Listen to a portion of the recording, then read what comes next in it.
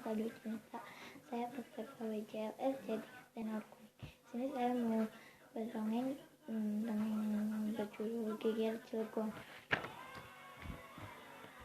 Banten merupakan sebuah kesultanan yang damai dan aman sebelum tahun 1813. Sang sultan adalah raja yang adil bagi rakyatnya, dan rakyat pun mencintai rajanya yang sepenuh hati.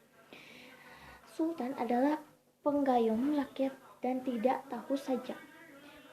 Di Banten, ia adalah tempat bertanya tentang semua masalah, terutama persoalan agama. Islam adalah agama resmi Kesultanan Banten, maka sultan pun harus memahami semua persoalan agama. Tetapi ketenangan itu mulai terusik dengan semakin kuatnya kekuasaan pihak Kompani di sebelah timur kerajaan itu. Belanda semakin kuat di Batavia, dan pemerintah Kompani Belanda tidak suka satu kerajaan di Jawa ini yang masih merdeka dan berdiri sendiri.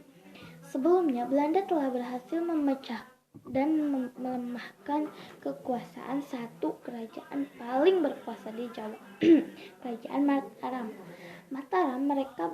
Mataram mereka bagi menjadi dua bagian agar para rajanya tidak rewel dengan Belanda dan Belanda tidak terlalu repot mengaturnya. Sekarang mereka menyisip ke arah barat Batavia,